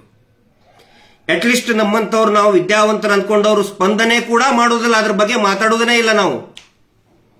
ಒಬ್ಬ ಆಶಾ ಕಾರ್ಯಕರ್ತೆ ಗ್ರಾಮದಲ್ಲಿ ಆನ್ ಅಂಡ್ ಅವರೇಜ್ ಒಬ್ಬ ಆಶಾ ಕಾರ್ಯಕರ್ತೆ 20ರಿಂದ 200 ಜನರಿಗೆ ಸೇವೆಯನ್ನು ಸಲ್ಲಿಸ್ತಾಳೆ, ಅದು ಗೊತ್ತಿರಲಿ. ಆ ಒಬ್ಬ ರೈತ ಬೆಳೆದಂತಹ ಬೆಳೆ, ಆ ರೈತರು ಬೆಳೆದಂತಹ ಅವರಿಷ್ಟೇ ಊಟ ಮಾಡೋದಿಲ್ಲ, ಅದನ್ನ ಇಡೀ ಸಮಾಜ, ಇಡೀ ನಮ್ಮ ಮನುಷ್ಯ ಕುಲ, ಪ್ರಾಣಿಗಳು, ಜಾನುವಾರುಗಳು ಊಟ ಮಾಡ್ತವೆ. ಆಲ್ಬರ್ಟ್ ಐನ್ಸ್ಟೀನ್ ಹೇಳ್ತಾರೆ, ಒಂದು ತಿಂಗಳು ಏನಾದರೂ ಕೀಟ ಸಂಪತ್ತು, ನಾವು ಕೀಟ ಹುಳ ಅಂತ ಹೇಳ್ತೇವೆ, ಐನ್ಸ್ಟೀನ್ ಹೇಳ್ತಾರೆ ಅದು ಕೀಟ ಸಂಪತ್ತು ಕೆಲಸ ಮಾಡಲಿ ನಾಶ ಆಗಿ ಹೋಗ್ಬಿಟ್ರೆ, ಫಾರ್ ಎಕ್ಸಾಂಪಲ್ ಜೇನುನೊಣ ನಾಶ ಆಗಿ ಹೋಗ್ಬಿಟ್ರೆ, ಎಲ್ಲವೂ ಕೂಡ ನಾಶ ಆಗೋಗ್ಬಿಟ್ರೆ ಒಂದು ತಿಂಗಳಲ್ಲಿ ಇಡೀ ಮನುಕುಲನೇ ನಾಶ ಆಗಿ ಹೋಗುತ್ತೆ. ನಾವೆಲ್ಲರೂ ಕೂಡ ಒಬ್ಬರ ಮೇಲೆ ಒಬ್ಬರು ಡಿಪೆಂಡ್ ಆಗಿದ್ದೀವಿ. ಕೂಲಿ ಕಾರ್ಮಿಕರ ಸಮಸ್ಯೆ ಬಿಡು, ಕೂಲಿ ಕಾರ್ಮಿಕರು, ಆಶಾ ಕಾರ್ಯಕರ್ತರು ಬಿಡು, ಆಶಾ ಕಾರ್ಯಕರ್ತರು, ರೈತರು ಬಿಡ್ರಿ, ರೈತರು ಮಾಡ್ತಾರೆ ಹಸಿರು ಶಾಲೆ ಹಾಕೊಂಡವ್ರು. ಯಾಕೆ ನಮ್ಗೆ ಅದರಿಂದ ಉಪಯೋಗ ಆಗೋದಿಲ್ಲ? ನಾವು ಸ್ಪಂದನೆ ಮಾಡಬಾರದು. ಸ್ಪಂದನೆ ಅಂದ್ರೆ ನಾವು ಅವ್ರ ಜೊತೆಗೆ ಹೋಗಿ ಬೀದಿಗೆ ಇಳಿಬೇಕು, ಧಿಕ್ಕಾರ ಹೇಳಬೇಕು ಅಂತ ನಾನು ಹೇಳ್ತಾ ಇಲ್ಲ. ಅಟ್ಲೀಸ್ಟ್ ಒಂದು ಲೆಟರ್ ಬರೆಯೋದು, ಅಟ್ಲೀಸ್ಟ್ ಅವ್ರು ಕಳ್ಸಂತ ವಿಡಿಯೋನ ಶೇರ್ ಮಾಡೋದು. ನಾನು ಆ ಏನು ಶಿವ ಅಂತ ಒಬ್ಬರದು ಯೂಟ್ಯೂಬ್ ಇದೆ, ನಾನು ಸಬ್ಸ್ಕ್ರೈಬ್ ಮಾಡಿದ್ದೀನಿ. ದಯವಿಟ್ಟು ನೀವು ಎಲ್ಲರೂ ಕೂಡ ಸಬ್ಸ್ಕ್ರೈಬ್ ಮಾಡಿ. ಯಾಕಂದ್ರೆ ನಾನು ನೋಡಿದಂತಹ ಅನೇಕ ನಮ್ಮ ಸೌಜನ್ಯ ಹೋರಾಟದಲ್ಲಿ ಅನೇಕ ಯೂಟ್ಯೂಬ್ಗಳು ಏನಿದೆ, ಅದು ಅದೇ ರೀತಿ ರೈತರ ಪರವಾಗಿ ಒಳ್ಳೆಯ ಚಿಂತನೆ ಮಾಡ್ತಕ್ಕಂತಹ ಯೂಟ್ಯೂಬ್. ಅದು ಶಿವ ಅವತಾರ್ ಅಂತೇನೋ ಒಂದಿದೆ, ನಾನು ಆಲ್ರೆಡಿ ಸಬ್ಸ್ಕ್ರೈಬ್ ಮಾಡಿದ್ದೀನಿ. ದಯವಿಟ್ಟು ಅಂತಹ ಯುವಕರನ್ನ ಪ್ರೋತ್ಸಾಹ ಮಾಡಿ, ಅಂತ ರೈತ ಯುವಕರನ್ನ ನಾವು ಪ್ರೋತ್ಸಾಹ ಮಾಡಬೇಕು. ಇವತ್ತು ಯುವಕರು ಏನಾಗ್ತಾ ಇದ್ದಾರೆ, ರಾಜಕೀಯ ಕ್ಷೇತ್ರದಲ್ಲಿ ಇದ್ದವರು ನಮ್ಮ ಶಾಸಕರಿಗೆ 50ನೇ ವರ್ಷದ ಹುಟ್ಟುಹಬ್ಬದ ಶುಭಾಶಯಗಳು ಊರು ಪೋಸ್ಟರ್ ಹಾಕಿರ್ತಾ ಇರ್ತಾರೆ. ಅಂಥವ್ರು ನಮಗೆ ಬೇಕಾಗಿಲ್ಲ, ಪೋಸ್ಟರ್ ಹಾಕೊಂಡು ವಿಜೃಂಭಣೆ ಮಾಡೋರು. ಜನಜಾಗೃತಿ ಮಾಡ್ತಕ್ಕಂತಹ, ರೈತರಿಗೆ ಯಾವ ವಿಧಾನ ಇರಬೇಕು, ಯಾವ ಬೆಳೆ ಬೆಳಿಬೇಕು ಅಂತ ಹೇಳ್ತಾ ಇರುವಂತಹ ಯೂಟ್ಯೂಬ್ಗಳನ್ನ ನಾವು ಪ್ರಮೋಟ್ ಮಾಡಬೇಕು, ಅಂತ ಯುವಕರನ್ನ ನಾವು ಬೆಳೆಸಬೇಕು ಅಂತ ವಿನಂತಿ ಮಾಡ್ಕೊಳ್ತಾ ಇದ್ದೀನಿ. ಹೀಗಾಗಬೇಕಂತ ಹೇಳಿದ್ರೆ, ಈ ಸ್ವಾವಲಂಬನೆ ಬೆಳಿಬೇಕು ಅಂತ ಹೇಳಿದ್ರೆ ನಾವು ಒಗ್ಗಟ್ಟಾಗಬೇಕು. ಇವ್ರು ಏನ್ ಮಾಡ್ತಾ ಇದ್ದಾರೆ, SKDRDP ಅಂತವರು ತಮ್ಮಿಷ್ಟಕ್ಕೆ ತಾವು ಅಡ್ವರ್ಟೈಸ್ ಮಾಡಿಕೊಂಡು ಎಲ್ಲರನ್ನೂ ಡಿವೈಡ್ ಮಾಡ್ತಾ ಇದ್ದಾರೆ. ಅದನ್ನ ಅರ್ಥ ಮಾಡ್ಕೊಳ್ಳಿ. ಜಾತಿ ಅಂತ ನಮ್ಮನ್ನು ಡಿವೈಡ್ ಮಾಡ್ತಾ ಇದ್ದಾರೆ, ಧರ್ಮದಿಂದ ಡಿವೈಡ್ ಮಾಡ್ತಾ ಇದ್ದಾರೆ. ಶ್ರೀಮಂತರು, ಬಡವರು, ನೋಡಿ VIP ಗಳು ಯಾವತ್ತಿಗೂ ಕೂಡ ಒಗ್ಗಟ್ಟಾಗೇ ಇರ್ತಾರೆ. ಅವರು ಒಗ್ಗಟ್ಟಾಗೇ ಇರ್ತಾರೆ. ಇಷ್ಟು ದಿನ ಬೈಕೊಂಡ್ರು, DK ಶಿವಕುಮಾರ್ ಕಾಂಗ್ರೆಸ್, ಅಮಿತ್ ಶಾ BJP, ಈ ಬೈದಿದ್ದೇ ಬೈದಿದ್ದು. ಇಬ್ರು ಒಂದಾದ್ರೂ ಇಲ್ಲ, ಈಗ ಇಬ್ರು ಒಂದಾದ್ರೋ ಇಲ್ಲೋ. ನಿನ್ನೆ ಯಾವುದು ಈಶಾ ಫೌಂಡೇಶನ್ ನಲ್ಲಿ ಹೋಗಿ ಒಂದಾದ್ರೋ ಇಲ್ಲೋ. ಹಂಗೆ ನೀವು ತಳಮಟ್ಟದ ಕಾರ್ಯಕರ್ತರು ಯಾವತ್ತಿಗಾದ್ರೂ ಒಂದಾಗಿದ್ದೀರಾ? ಅವ್ರು ಒಂದಾದ್ರು. ಇಷ್ಟು ದಿನ ಬೈದಿದ್ದೇ ಬೈದಿದ್ದು ಸೋಷಿಯಲ್ ಮೀಡಿಯಾದಲ್ಲಿ, DK ಶಿವಕುಮಾರ್ ಹಂಗೆ, ಅಮಿತ್ ಶಾ ಹಿಂಗೆ, ಅವ್ರಿಗೆ ಇವ್ರು ಬೈದ್ರು, ಇವ್ರಿಗೆ ಅವ್ರು ಬೈದ್ರು. ಈಗ VIP ಗಳು ಒಗ್ಗಟ್ಟಾಗ್ತಾರೆ. ಇವತ್ತಿಗೂ ಸಾಹುಕಾರ ಜನ, ಮಲ್ಟಿ ಮಿಲಿಯನಿಯರ್ಸ್ ಒಗ್ಗಟ್ಟಾಗೆ ಆಗ್ತಾರೆ, ಒಗ್ಗಟ್ಟಿದ್ದೇ ಇರ್ತಾರೆ. ಶಾರುಖ್ ಖಾನ್ಗೆ ಬೈದ್ರು, ಅವನು ಪಾಕಿಸ್ತಾನಿಗೆ ಹಂಗೆ ಹಿಂಗೆ ಅಂತೇಳಿ. ಶಾರುಖ್ ಖಾನ್ ಸಿನಿಮಾ ನೋಡ್ಬೇಡ್ರಿ ಅಂತ ಅಕ್ಷಯ್ ಕುಮಾರ್ ಫ್ಯಾನ್ಸ್ ಹೇಳಿದ್ರು. ಅಕ್ಷಯ್ ಕುಮಾರ್ ಸಿನಿಮಾ ನೋಡ್ಬೇಡ್ರಿ ಅಂತ ಹೇಳಿ ಶಾರುಖ್ ಖಾನ್ ಫ್ಯಾನ್ಸ್ ಹೊಡೆದಾಡ್ಕೊಂಡು ಬಿಟ್ರು. ಇಬ್ರು ಸೇರಿ ಕುಂಭಮೇಳದೊಳಗೆ ಮುಳುಗಿ ಎದ್ದು ಬಂದ್ರು. ಒಂದಾದ್ರೂ ಇಬ್ರು ಸೇರಿ ಗುಟ್ಕಾ ಅಡ್ವರ್ಟೈಸ್ಮೆಂಟ್ ಕೊಡ್ತಾರೆ, ಇಬ್ರು ಸೇರಿ ಪಾನ್ ಮಸಾಲ. ಆದ್ರೆ ಆ ಗುಟ್ಕಾ ತಿನ್ನೋರು ನಾವೇನ್, ಹುಡುಗರು ಏನ್ ಮಾಡ್ತಾರೆ, ಗುಟ್ಕಾ ತಿಂದು ಇವನಿಗೆ ಅವ್ನು ಬೈಯೋದು, ಅವ್ನು ಇವನು ಬೈಯೋದು. ಇಬ್ರು ಒಟ್ಟಿಗೆ ಆದ್ರೂ ಕುತ್ಕೊಂಡಿದ್ದೀರೇನಪ್ಪ ನೀವು? ಇದನ್ನು ನಾವು ಅರ್ಥ ಮಾಡ್ಕೋಬೇಕು. ಜನಸಾಮಾನ್ಯರು ಒಗ್ಗಟ್ಟಾಗಬೇಕು. ಹನೂರು ರೈತ ಮುಖಂಡ ಪ್ರಕಾಶಣ್ಣ ಅವರು ಹೇಳಿದ್ದು ಬರೀ ಹನೂರಿಗಿಷ್ಟೇ ಅಲ್ಲ, ಆ ಸಮಸ್ಯೆ ಇಡೀ ರಾಜ್ಯಾದ್ಯಂತ, ಇಡೀ ದೇಶಾದ್ಯಂತ ಇದೆ. ಒಗ್ಗಟ್ಟಾಗಿ ಅಂತ ಹೇಳಿದ್ದದಕ್ಕೆ ಎಲ್ಲರೂ ಕೂಡ ಜನಸಾಮಾನ್ಯರು ಒಗ್ಗಟ್ಟಾಗಬೇಕು. ಆಗಲಿಲ್ಲ ಅಂತ ಹೇಳಿದ್ರೆ ಈ ರಾಜ್ಯಕ್ಕೆ ಭವಿಷ್ಯ ಇಲ್ಲ.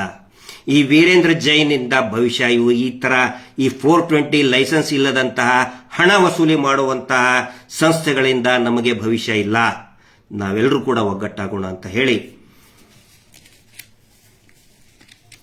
ಈ ಬೆದರಿಕೆಗಳ ಬಗ್ಗೆ ನಮಗೆ ಫೋನ್ ಮಾಡಿ ಹೇಳ್ತಾ ಇದ್ದಾರೆ. ಸರ್, ಅವ್ರು ಯಾರು ಕೂಡ ಈ ಫೋನ್ ಮಾಡ್ತಾರಲ್ಲ ಹಂಗ ಬಾರ್ಲೆ ಅದನ್ನ ಬಾ ಅಂತ, ನಾನು ಹೇಳೋದಕ್ಕೆ ಇಷ್ಟಪಡ್ತೀನಿ. ನಮ್ಮ ಹಿತೈಷಿಗಳಿಗೆ, ಹೋರಾಟಗಾರರಿಗೆ, ನಮ್ಮ ಏನು ರೈಟ್ ನ್ಯೂಸ್ ಇರ್ಬೋದು, ಸಂಚಾರಿ ಸ್ಟುಡಿಯೋ ಇರ್ಬೋದು, ಕೂಡ್ಲಾ ರಾಂಪೇಜ್ ಇರ್ಬೋದು, ಮತ್ತು ಅನೇಕ ಏನು ಶಿಮಾ ನ್ಯೂಸ್ ಅಂತ ಮಾಡಿದ್ದಾರೆ, ಅನೇಕ ನಮ್ಮ ಯೂಟ್ಯೂಬ್ ಚಾನಲ್ಗಳಿಗೆ, ಅಕ್ಷರ ಮೀಡಿಯಾದವರು, ಅವರೆಲ್ಲ ಸೀನಿಯರ್ಸ್ ಇದ್ದಾರೆ, ಎಕ್ಸ್ಪೀರಿಯನ್ಸ್ ಇದೆ ಅವರಿಗೆ. ಯಾರ್ಯಾರು ಈ ಮೀಟರ್ ಬಡ್ಡಿ ದಂಧೆ ವಿರುದ್ಧ ಪ್ರಸಾರ ಮಾಡ್ತಾ ಇದ್ದೀರಿ, ಹೆದರ್ಕೊಳ್ಳುವಂತ ಅವಶ್ಯಕತೆನೇ ಇಲ್ಲ. ಯಾಕಂತ ಹೇಳಿದ್ರೆ ನಮ್ಮೆಲ್ಲರನ್ನು ಕೂಡ ಆ ಮಂಜುನಾಥ ಸ್ವಾಮಿಯೇ ಮತ್ತು ಸೌಜನ್ಯ ಶಕ್ತಿಯೇ ನಮ್ಮನ್ನ ಕರ್ಕೊಂಡು ಹೋಗ್ತಾ ಇದೆ. ಅವರೆಲ್ಲರೂ ಕೂಡ ಏನು ಹೆದರ್ಸ್ತಾ ಇದಾರಲ್ಲ, ವಾಪಸ್ ಮಾಡಿದ್ರೆ ಫೋನ್ ಎತ್ತಕ್ಕೆ ದಮ್ಮಿಲ್ಲ ಅವ್ರಿಗೆ. ಸೌಜನ್ಯ ಶಕ್ತಿನೇ ಮಹೇಶ್ ಶೆಟ್ಟಿ ತಿಮ್ಮರೋಡಿ ಅವರ ಒಂದು ತಪೋಶಕ್ತಿ, ಒಂದು ಅತ್ಯಂತ ಪವಿತ್ರವಾದಂತಹ ಮನಸ್ಸಿನಿಂದ. ನಾನು ಅವ್ರ ಬಗ್ಗೆ ಮಾತಾಡೋಕೆ ಬಹಳ ಇದೆ, ಸಮಯ ಬಂದಾಗ ಮಾತಾಡ್ತೀನಿ.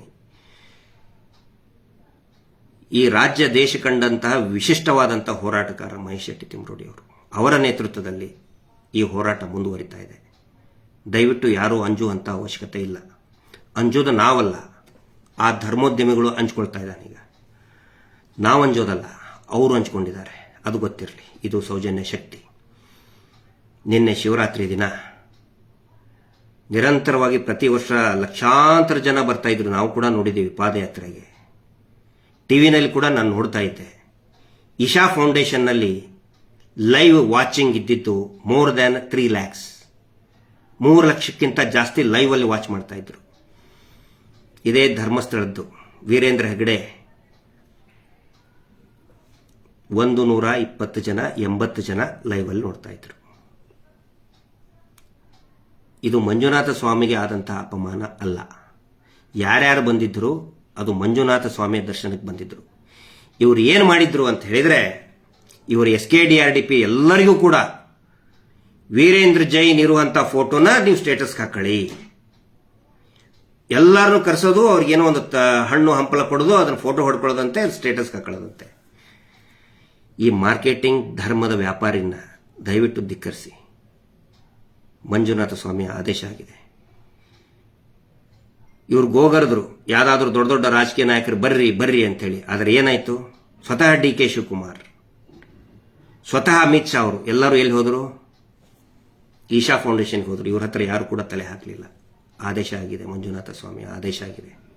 ಯಾರ್ಯಾರು ಇವರ ಜೊತೆಗೆ ಹೋಗ್ತಾರೆ ಎಲ್ಲರೂ ಕೂಡ ಲಗಾಟ ಹೊಡಿತಾ ಇದ್ದಾರೆ. ಯಾವ್ಯಾವ ರಾಜಕಾರಣಿ ಇವರ ಕಾಲು ಬಿದ್ದು ಬರ್ತಾ ಇದ್ದಾರೆ, ಎಲ್ಲರೂ ಕೂಡ ಲಗಾಟ ಹೊಡಿತಾ ಇದ್ದಾರೆ ರಾಜಕೀಯದಲ್ಲಿ. ಯಾವಾಗ ಸಿದ್ದರಾಮಯ್ಯನವರು ಈ ಸುಗ್ರೀವಾಜ್ಞೆ ಹೊರಡಿಸಿದ್ರು, ಆವಾಗ ಅದಾಗಿ 2 ದಿನಕ್ಕೆ ಅವ್ರಿಗೆ ಕ್ಲೀನ್ ಚಿಟ್ ಸಿಕ್ತು ಮೂಡಾದಿಂದ. ನೆನಪಿಟ್ಕೊಳ್ಳಿ. ನಾನು ಹೇಳ್ತಾ ಇರೋದು ಬಹುಶಃ ಕೆಲವೊಬ್ಬರಿಗೆ ಇದೇನೋ ಅಸಂಬದ್ಧ ಅನಿಸಬಹುದು, ಆದರೆ ಮಂಜುನಾಥ ಸ್ವಾಮಿ, ಅಣ್ಣಪ್ಪ ಸ್ವಾಮಿ ಸತ್ಯದ ದೇವರವರು. ಸೌಜನ್ಯ ನ್ಯಾಯದ ಹೋರಾಟ, ಅದೊಂದು ಶಕ್ತಿ. ಹೀಗಾಗಿ ನೆನಪಿಟ್ಕೊಳ್ಳಿ. ಯಾರ್ಯಾರು ನೀವು CM ಕನಸು ಕಾಣ್ತಾ ಇದ್ರಿ, DK ಶಿವಕುಮಾರ್ ಅವರು, ನೀವು ಎಲ್ಲಿವರೆಗೆ ಇವ್ರ ಪರವಾಗಿ ನಿಂತ್ಕೊಳ್ತೀರಿ, ನೀವು ಯಾವತ್ತಿಗೂ ಕೂಡ CM ಆಗಲ್ಲ. ಸೌಜನ್ಯ ನ್ಯಾಯದ ವಿರುದ್ಧ ನಿಂತಹ ಯಾವುದೇ ರಾಜಕಾರಣಿನೂ ಕೂಡ ಯಶಸ್ಸು ಕಾಣೋದಕ್ಕೆ ಸಾಧ್ಯ ಇಲ್ಲ ಅನ್ನೋ ಒಂದು ಮಾತನ್ನ ಹೇಳ್ತಾ, ಎಲ್ಲರೂ ಕೂಡ ಸೌಜನ್ಯ ಹೋರಾಟದಲ್ಲಿ ಭಾಗಿಯಾಗಿ ಈ ಒಂದು ಜನಸಾಮಾನ್ಯರ ಹೋರಾಟಕ್ಕೆ ಬೆಂಬಲವನ್ನು ಕೊಡಿ ಅಂತ ಹೇಳ್ತಾ ಇವತ್ತಿನ ಈ ಲೈವ್ ಅನ್ನು ಮುಗಿಸ್ತಾ ಇದ್ದೀನಿ. Justice for Soujanya. ನಮಸ್ತೆ.